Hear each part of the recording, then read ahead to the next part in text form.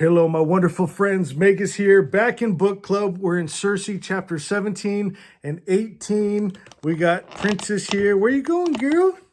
You want to do some reading? You want to read Circe? Yeah? All right.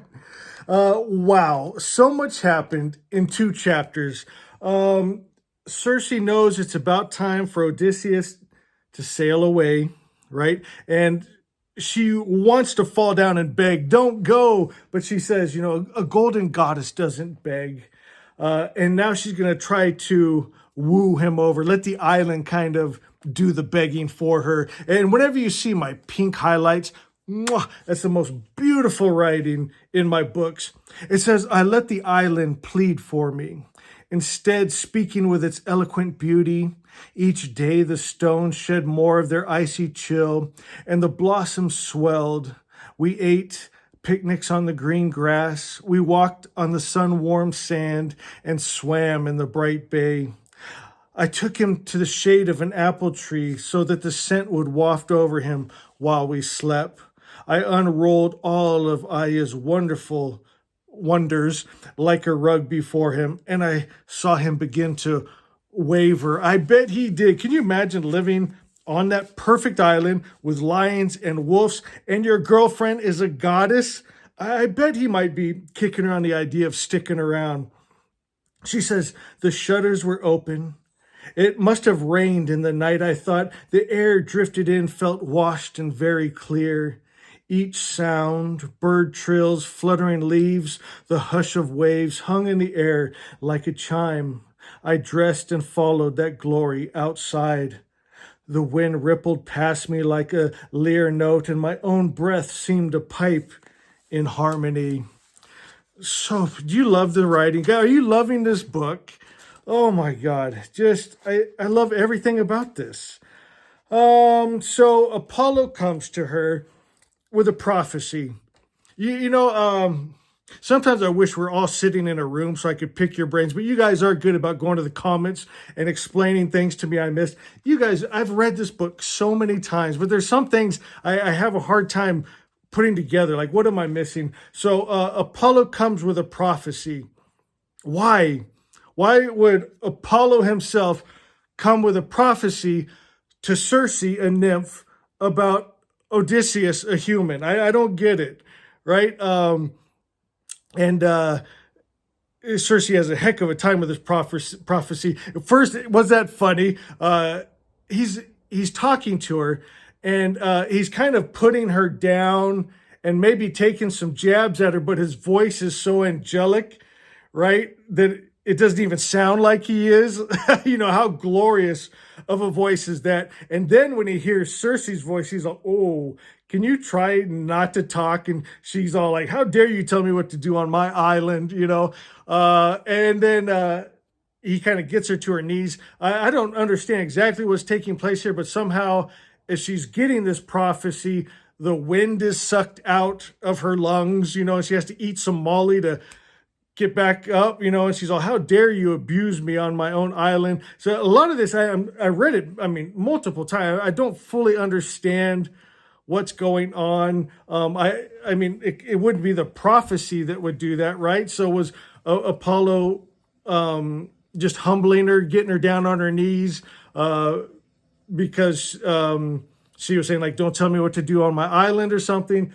I don't know. And then, if it's not confusing enough, the prophecy is, yes, Odysseus will make it back to his homeland, Ithaca, but first he has to go to the place of the dead. Why? Why does he have to go to the place of the dead? I don't get it, right? And he has to dig a trench and put blood of a ewe in it, and some shadows come out and drink it, and what is happening? I don't even know. I read it. I wanted to be like a little more knowledgeable when I came on the video. I read it 3 times, and I'm all, I don't get it. So Catherine, Kiva, somebody come and tell me what am I missing here? Oh, let's see. Blah, blah, blah. He leaves. Okay. She had mentioned that she and she took some kind of how do you say that, draft or drought, or I don't know. It was that birth control, but she didn't take it the last time that she slept with Odysseus. So was she trying to get pregnant? I guess maybe on purpose, right? If she quit taking it. So many mysteries to this book. She kicks the nymphs off the island. She has one of the most gruesome deliveries, and we come to find out Athena is trying to kill the child, right? And blocking her from giving birth. She calls on some goddess of birth, and she doesn't come, so she knows it's one of the greater gods. I hate using these terms. We need better words, but it's Greek mythology. Is blocking her from coming to her aid. So she takes a knife and a mirror, and she... Princess, I'm in an exciting part of the story. Yeah, I know, it's horrible. She cut her own belly open, man. It's gruesome. Princess can't believe her ears. She gives herself a C-section. Damn, that's reaching inside. Oh my God, I can't even imagine. I've seen a C-section before, and no, it's just, but I guess because she's a goddess, she knows she's going to heal up. She can't die, and it's Circe. She'll just go for it. Let's see what happens here. And that's just, I guess, that motherly love, right? I'm going to work this out. We're going to get this done. She gets the baby out. Oh my gosh, did Madeline Miller paint a picture of the highs and the lows, right, of having a baby, right? She weeps. It's the greatest thing. The most beautiful sound is the baby's cry at first, right? And then day after day after day. And it made me think of one time, I remember my kids, right, when they're that age and you're trying to get them to sleep. And I used to take them for drives, and I'd be rocking them and got nice music on and trying to get them to fall asleep. And I remember this one time I was in a parking lot and had my son in my arms, and a cop on a bicycle pulls up, knocks on my window. He's all, at first he's that California aggressive. Yo, man, you can't be doing that. You got to be in a car seat. And so I'm jokingly like, you're right. Arrest me. Take me to solitary confinement, a dark cell. Let me just sleep and think about what I've done. Got a chuckle out of him. He just had me put him back in the car seat, laughed and left. But, I remember those days, man. You're just like, I just need to sleep. Why are you screaming? I don't know what you want. Are you hurt? Are you hungry? Am I doing something wrong? You wish they could just talk to you. Madeline Miller paints this so good. Circe is at wit's end. Right? And now all these accidents are happening, just like things falling off the shelves towards the baby, just too much to be coincidence. Circe figures it out. There's someone trying to kill the baby. So she calls her out, right? It ends up being Athena. Were you scared to show yourself? Here comes Athena. She's all, whoa. It's one of the big ones.